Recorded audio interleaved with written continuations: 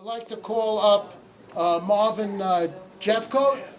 Marvin Jeffcoat is the past commander of the Queens County VFW. He enlisted in the United States Army in August 1984 and retired from active duty as a Sergeant First Class in 2004, during which time he served in the Persian Gulf in combat operations during Operation Desert Storm. He is an honored veteran of the New York State Senate Veterans Hall of Fame and a member of the Sunnyside GOP Club. He is currently employed by the New York City Department of Health, Mental Hygiene as a facilities manager. Let's welcome Commander Jeffcoat.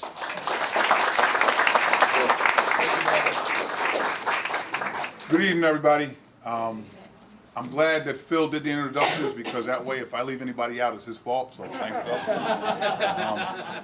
But I'm glad that Grant Lolly's here, because hopefully he's going to be somebody that can do something about what I'm going to speak about.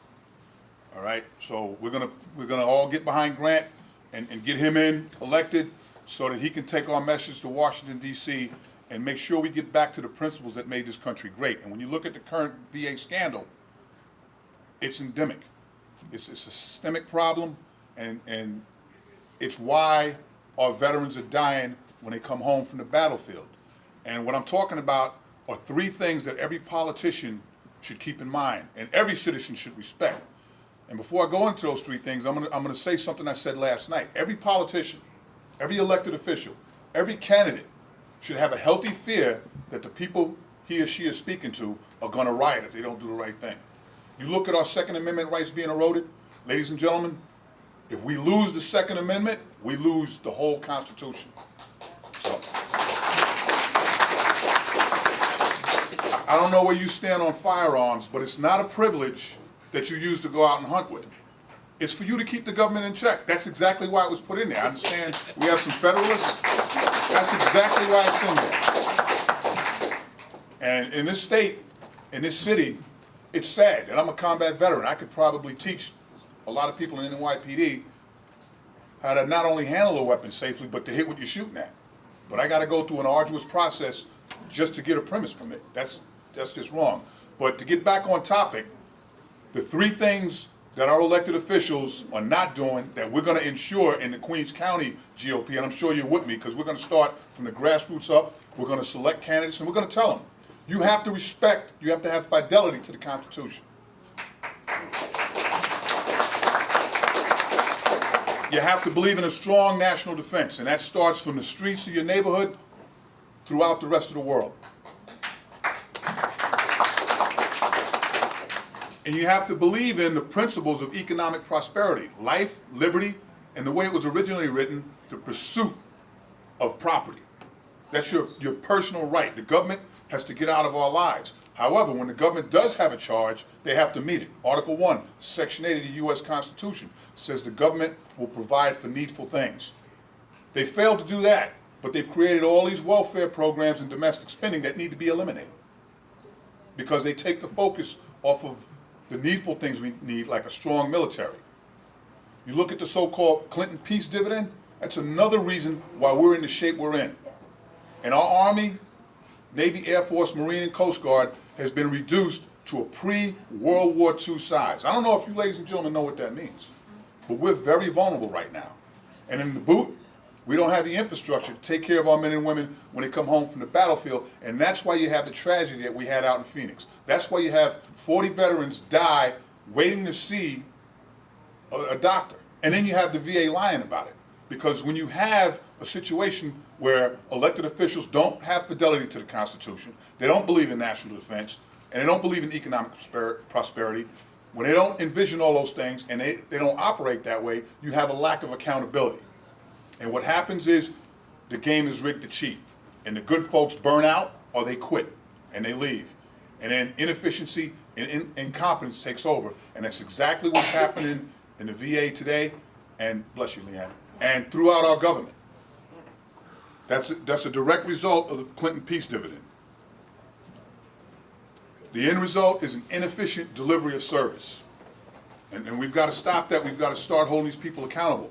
I don't know if you all know that if a VA official finds a way to so-called save money, like let's say reduce the amount of doctors we have, lessen veteran service, and go on the cheap like what they want to do at St. Albans, and reduce the size of that building, that person actually gets a bonus in their pocket.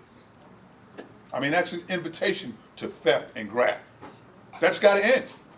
That practice has got to end so that these people are doing what they're supposed to do on behalf of veterans. We're going to talk about vouchers and outsourcing. And my initial reaction was, how dare they? Because Article 1, Section 8 of the Constitution says that they're supposed to provide this service. But I had a talk with my good friend Frank Weldon, and you know what? I agree with him. Until they can do what they're supposed to do, every veteran that needs to be seen should get a voucher to go out and see a private physician immediately.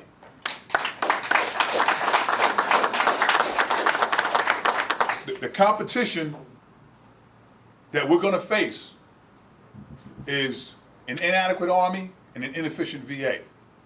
So they need to be forced to be more competitive. And they need to have a reduction in salary. Every veteran that goes out on a voucher, that should be a reduction in somebody's salary for substandard performance. So I'm going to touch on a bit of a story before I end, because I was told I have 15 minutes, and my wife made sure I brought notes, so I'm not going to go over. All right? But, you know, the myth that the government cannot do something effectively is an insult to every man and woman that's ever been in battle. I can take a young private, 17, 18 years old like I was when I joined, less than 6 months in the Army, and train that young infantryman to fire his machine gun from 1,000 meters away and put it in the aperture within 1 to 2 feet of my face while I throw a grenade in that aperture. If I can get to that level of proficiency and have that same trust in that young soldier 6 months in, the VA can do its job too. That same young soldier, that young paratrooper, he's got the same confidence in me, that when I inspect his parachute, I inspect the aircraft, and I order him to exit the aircraft, and I jump out and lead him in that airborne operation, that there's a certain standard of proficiency that we've trained to. So it's an absolute myth that the government can't do something efficiently. The VA, President Barack Hussein Obama, and all the rest of these politicians owe the veterans of this country the same standard of proficiency in healthcare. If the VA medical system, and you have your good days and your bad days, but if the VA medical system is an example of what the rest of our society is in for, God help us all. Because this one piece of legislation that is not turned around has made Ayn Rand's worst nightmare come true. And those of you who read know what I'm talking about. God bless the United States, but we will not get back to the level of proficiency and greatness until we rid this country of corrupt politicians like Barack Hussein Obama. So Bo Bergdahl, he's back home, and whatever's going to happen to him is going to happen to him. I understand there's some controversy about whether or not he should be tried for desertion. And let me share something with you also, ladies and gentlemen. The difference between desertion and AWOL is 30 days. In a time of war, desertion is a death penalty offense, all right? But we can't let the fact that this young man has been reunited back here with his family in the United States take the focus away from what this administration has done, not only to our veterans, but we know they don't like us. We're less than 1% of the population by design. And that brings to something else. I understand Councilman Drum thinks that ROTC is a breeding ground for warmongers. And I got one message for him, all right? And this is my message. Where does this idiot get off? And who does he think is going to defend his right to be stupid if we get rid of ROTC in our military? I mean, these people don't think. They don't think. So I want to thank you for your time, and anything I can offer in the way of my experience and my guidance with the veterans issues, I'm more than willing to answer any questions. And Phil, thanks for the opportunity. Thank you, everybody. Thank you very much. Thank you, Marvin. We're going to have a Q&A session after all three speakers, and we'll leave plenty of time for everybody to ask questions or air their concerns.